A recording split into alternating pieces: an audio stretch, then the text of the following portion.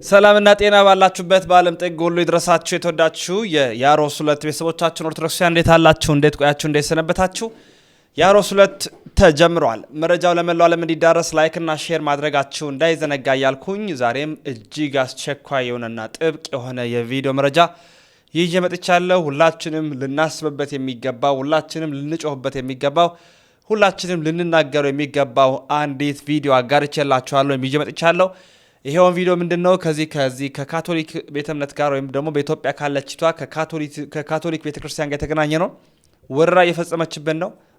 እኛ ፕሮቴስታንቱ ስናሳድ ንዋያተ ቅድሳታችንን ተጠቀሙ፣ ከበሮን ጸናጽኑን ምናምን ያዙ፣ ቅዱሳን ስዕላትን ተዳፈሩ ያልን በዚህ በኩል ግልብጥ ብሎ የካቶሊኩ ታቦተ ሕግ ይዞ መውጣት ጀምሯል።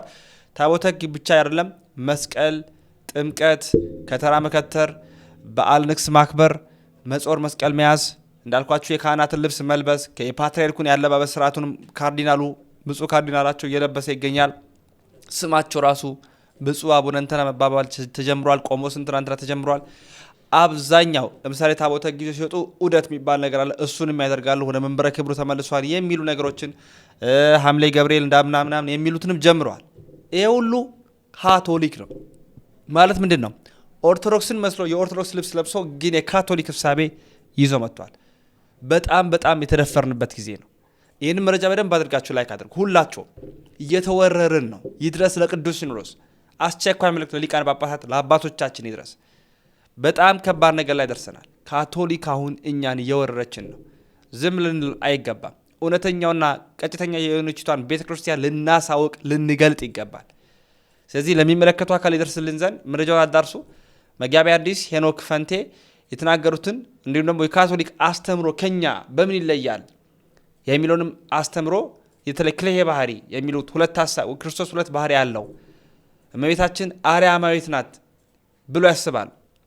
እሱንም አስደምጣቸዋል። የንስጥሮስን ሐሳብ ነው ካቶሊክ አሁን እየተገበረ የሚገኘው። ይሄን ሐሳብ የያዘው ካቶሊክ ኦርቶዶክስ መስሎ ስር ገብቶ እኛን እየበረዘ ይገኛል። ወረራ እየፈጸመብን ይገኛል። እሱም ቪዲዮ ላሳያችሁ። ሁላችሁም ላይክና ሼር አድርጉ። ይድረስ ለቅዱስ ሲኖዶስ እያላችሁ ጻፉልን። የተዋሂዶ ልጆች ቅድስት ቤተክርስቲያንን የምትወዱ ይህንን ቪዲዮ ለሚመለከቱ አካል እንድታደርሱልን በሉል እግዚአብሔር ስም እንጠይቃለን። ጆሮ ሰጥታችሁ በደንብ በማስተዋል እንድትሰሙ ከዛም ደግሞ ሼር እንድታደርጉ ሪፖስት እና ዲዩት እንድታደርጉ በሉል እግዚአብሔር ስም እንጠይቃለን። የካቶሊክ ቤተክርስቲያን በየጊዜው ከኢትዮጵያ ኦርቶዶክስ ተዋሕዶ ቤተክርስቲያን ስርዓት ጋር የሚመሳሰል ተግባር እየሰራች ትገኛለች። ይህም ስርቆት ነው፣ ቤተክርስቲያን ልትጠይቃት ይገባል ሲሉ የቤተክርስቲያን መምህራን ተናገሩ። ካቶሊክ ዋና መቀመጫዋ ሮም ቫቲካን ሲሆን በሮም የካቶሊክ ቤተክርስቲያን ደመራ ተደምሮ መስቀል ሲከበር አይታይም። በሮም ካቶሊክ ቤተክርስቲያን ጥምቀት በአደባባይ ከተራ ተከትሮ ሲከበርም አይታይም። ሮም ካቶሊክ ቤተክርስቲያን ታቦት ወጥቶ አይከበርም። ኢትዮጵያ ውስጥ ያለችው የካቶሊክ ቤተክርስቲያን ግን ደመራ ደምራ መስቀል አከብራለሁ፣ ከተራ ከተራ ባይረ ጥምቀት አዘጋጅታ ጥምቀት አከብራለሁ ማለቷ ስህተት ነው ተባለ። የኦርቶዶክስ ሀብትና ስርዓት የሆነውን የራስ አስመስሎ በመውሰድ ይህንን ድርጊት ስትፈጽም ቅዱስ ሲኖዶስ ዝም ማለት የለበትም፣ አጽንኦት ሰጥቶ ሊመለከተው ይገባልም ተባለ። የኢትዮጵያ ካቶሊክ ቤተክርስቲያን በሌላው ዓለም የሌለ ስርዓት እያመጣች ከኛ ቤተክርስቲያን ጋር ለመመሳሰል መሞከር ለምን አስፈለገ? አሁን ይባስ ብላ ታቦት በአደባባይ ማውጣት ጀመረች። ይህንን ፎቶ ሳይ ይህንን ነገር ስመለከት በህይወቴ መራር ሐዘን ነው ያዘንኩት። ይህንን ጉዳይ በጊዜ ልባት ካልተሰጠው ኦርቶዶክስና ካቶሊክ አንድ ነው በማለት ቀጣዩን ትውልድ ከተዋህዶ እምነት ለማስወጣት የታቀደ ዕቅድ ስለሆነ ቅዱስ ሲኖዶስ የቤተክርስቲያኗን ልዕልና ሊያስከብር ይገባል። የኦርቶዶክስ ተዋህዶ ሃይማኖት ተከታዮችም ይህንን ድርጊት ልናወግዝ ይገባል ሲሉ መጋቢ ሐዲስ መምህር ሄኖክ አስገንዝበዋል።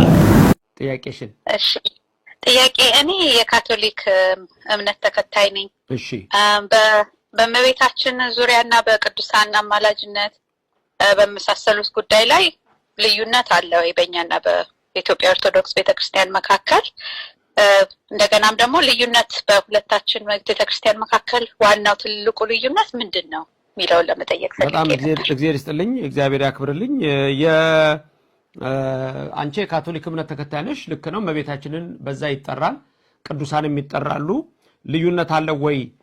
የእመቤታችን ለምሳሌ በእመቤታችን መካከል ልዩነት አለ ወይ ካልሽኝ፣ ልዩነት አለ። ልዩነቱ ምንድነው መሰለሽ? እኛ በኦርቶዶክስ ተዋሕዶ ክርስቲያን ለምሳሌ እመቤታችን ንጽሕት የሆነችው አዳምና ሔዋን ሲወድቁ እግዚአብሔር ንጽሕት ዘርን አስቀረ ብለን ነው። በካቶሊክ እምነት ደግሞ በእናቷ ማህፀን በሐና ስትቀረጽ ነው ይላሉ። በዚህ ላይ ከፕሮቴስታንት የተሻለ አስተሳሰብ አላቸው። በድንግል ማርያም ላይ ግን ስትጸነስ ነው ብለው ነው የሚያስቡት። እኛ ደግሞ አይ ከመጀመሪያው አዳምና ሔዋን ሲወድቁ ንጽሕት ዘር አስቀርቷል፣ በዘርህና በዘሯ መካከል ጠላትነትን አድርጋለሁ ያለው ዘፍጥረት 3:15 ይህም በተመለከተ ነው ብለን ነው የምንናገረው። በዚህ መንገድ ነው። ዋናው ልዩነት ግን በኢየሱስ ክርስቶስ ላይ ነው። መጀመሪያ ወደ ቅዱሳኑም ወደ እመቤታችን ከመሄዳችን በፊት በካቶሊክ እምነትና በኦርቶዶክስ መካከል በእመቤታችን በኢየሱስ ክርስቶስ ጉዳይ ላይ ልዩነት አለ ወይ ካልሽኝ፣ አዎ ልዩነት አለ ነው። እንዴት ነው ልዩነቱ ሲባል በካቶሊክ እምነት ኢየሱስ ክርስቶስን ሁለት ባህሪያት አልተዋሃዱም፣ ሁለቱ አካላት አልተዋሃዱም ብለው በዛ ነው ቱ ኔቸርስ ሁለት ባህሪያት በሚል ያምናሉ። እኛ ደግሞ አይ ዮሐንስ ወንጌላዊ ቃል ሥጋ ሆነ ብሏል። ቃል ሥጋ ሆኗል፣ ተዋህዷል። ስለዚህ ተዋህዶ እምነትን እናምናለን። ስለዚህ በእነሱ ሁለት ባህሪ ነው ብለው ለምሳሌ ያንን ያስባሉ። ትልቁ ችግር ምንድነው ታዲያ እዚህ ላይ ምን ልዩነት አለው ስንል ለምሳሌ ኢየሱስ ክርስቶስ በውሃ ላይ በሚራመድበት ጊዜ አምላክነቱ ነው ብለው ያስባሉ። በሚራብ ጊዜ ሰውነቱ ነው ብቻ ብለው ሊያስቡ ይችላሉ። ስለዚህ በሚሰቀልበት ጊዜ ኢየሱስ ክርስቶስ እኛን ለማዳን በተዋህዶ ሥጋ ነው ተሰቅሎ ያዳነን። አይ አይደለም ካልን ግን የሩቅ ሲሰው የሰው ደም ሊያድነን አይችልም፣ የሰው ሥጋ ሊያድነን አይችልም። ስለዚህ አምላካችን ነው እኛ ሰው ሆኖ ያዳነን ብለን ስለምናምን በዚህ በአንዱ ትልቁ መሰረታዊ ልዩነት አለ። ሌላ ሶስተኛ በቪካር ኦፍ ሰን ኦፍ ጋድ የሚል አመለካከት ለፖፑ አለ። ፖፑ ኃጢአት አይሰራም፣ ኢንፋሊብል ነው፣ ራይቸስ ነው፣ ምንም ነገር ኃጢአት አይሰራም ይላሉ። እኛ ደግሞ ሰው ሆኖ የማይበድል እንጨት ሆኖ የማይጨስ የለም። እኛ ጋር ፓትርያርክም ቢሆን ኃጢአት ይሰራል። ስለዚህ እያንዳንዱ ሰው ንስሐ ያስፈልገዋል ብለን በዚህ እናምናለንና ትልቁ ልዩነታችን ይሄንን የሚመስለው። የካቶሊክ እምነት የተጀመረው በ451 በኋላ ነው። የኦርቶዶክስ ግን ከዛ ቀድሞ ጀምሮ ክርስቶስ ከመሰረተበት ጊዜ ጀምሮ ያለ ነው። ስለዚህ በትንሹ እነዚህ ልዩነቶች አሉ። እህቴ ካቶሊክ ከኛ ጋር ያላቸው ልዩነት እስኪ በደንብ በንጽጽር ሰው እንዲረዳው በጣም ከምልህ በላይ ሰፊ እንደሆነ ለማሳየት ነው እንግዲህ መዘርዘሩ የሚያስፈልገው። የመጀመሪያ በምስጢረ ሥላሴ አይማደ ምስጢር አይደለ እንግዲህ አንድ ሰው ሲያምን መጀመሪያ አምኖ የሚመሰክር ያልነው ከዚያ ጀምረን ብናይ በምስጢረ ሥላሴ መሰረታዊ ልዩነት አለ። በእነሱ አስተምህሮ በካቶሊካውያን አብ ወልድ መንፈስ ቅዱስ ያላቸው ግንኙነት ግራም ያጋባ ነው፣ እንደኛ አይደለም። ለምሳሌ ወልድ ከአብ ጋር ያለውን መንፈስ ቅዱስ ከወልድ ጋር ካለው ግንኙነት ጋር መለየት አይቻልም። ይሄ ወዴት ወሰዳቸው? መንፈስ ቅዱስ ከወልድም ሰርጿል እንዲሉ ቅድም ክሪድ ብለን ያነሳነው አለ አይደል? ጸሎት ሃይማኖት እዚያ ላይ በመንፈስ ቅዱስም እናምናለን እርሱ ጌታ ሕይወትን የሚሰጥ ከአብ የሰረጸ የምንለው ላይ ካቶሊኮች ከአብና ከወልድ የሰረጸ ይላሉ። መንፈስ ቅዱስ ከወልድም የሰረጸ ነው ብሎ እንዲያምኑ አደረጋቸው። ምስጢረ ሥላሴ ላይ ነው ገና ልዩነታችን የሚጀምረው።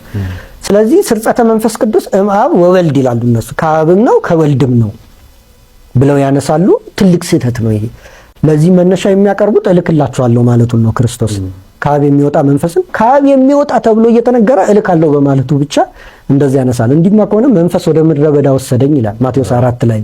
ስለዚህ እሱም ደግሞ ከመንፈስ ቅዱስ ሰርጿል ሊባል ነው መንፈስ ቅዱስ ስለላከው ወይም ደግሞ ስለወሰደው እና ማይሆን እንደሆነ መጽሐፍ ቅዱሳዊ መሰረትም እንደሌለው መረዳት እንችላለን።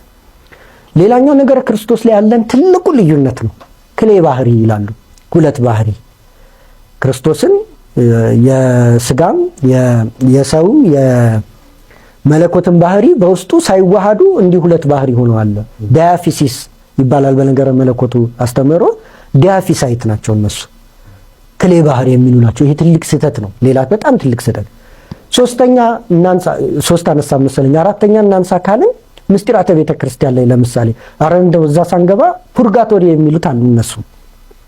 የሰው ልጅ ለኃጢአት ደረጃ አለው። የኃጢአት አስተምህሮ አንዳንድ ኃጢአቶች ንስሐ አባት ሳይሆን ጳጳስ የሚያስተሰርይላቸው አሉ።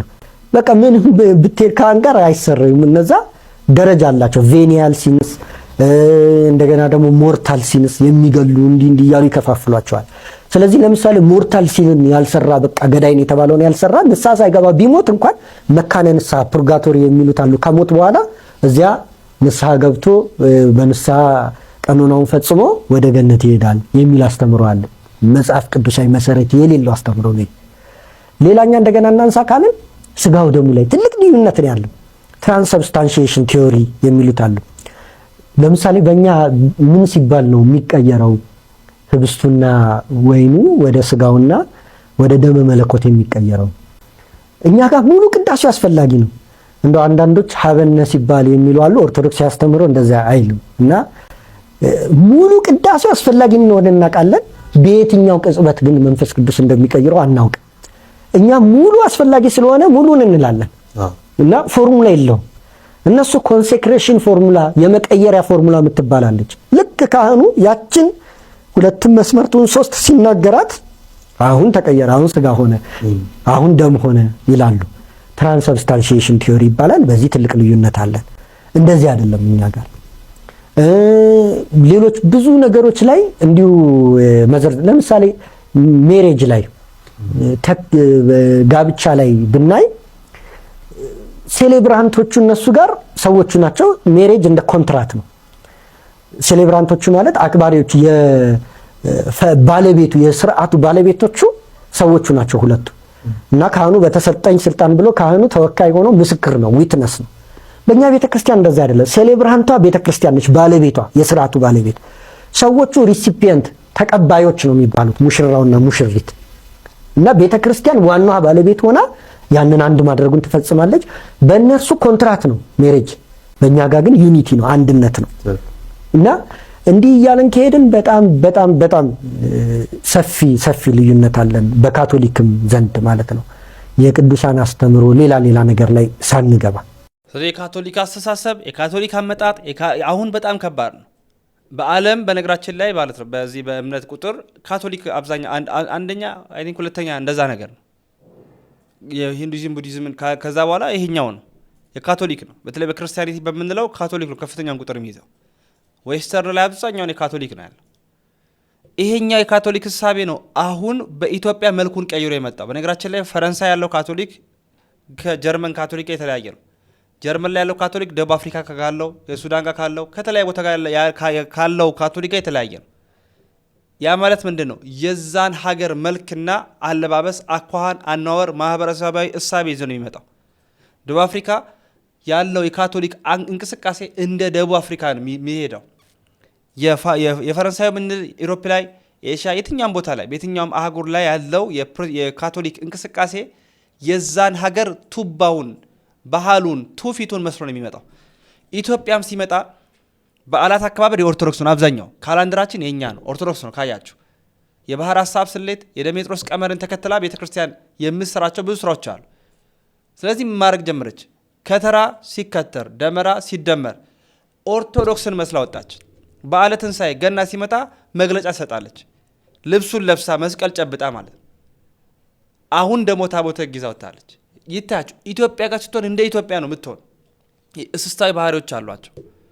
ይህን ልናጋልጥ ይገባል። ሁላችሁም መረጃውን አዳርሱ። በፈለጋችሁት ቋንቋ የተረጎማችሁ ወንድማችሁ ሉል መብራቱ ነኝ። የአሮስ 2ን ሰብስክራይብ አድርጎ 20 ሺህ እንድረስ ጥቂት ነው የቀረን። በየቀኑ 3 መረጃዎችን ስለማቀርብላችሁ ማለት ነው። 7 ሰዓት ቀትር፣ ምሽት 1 ሰዓት፣ ምሽት 5 ሰዓት እንገናኝ። የአሮስ የእናንተ መኛም ነው። ወንድማችሁ ልዑል መብራቱ ነኝ።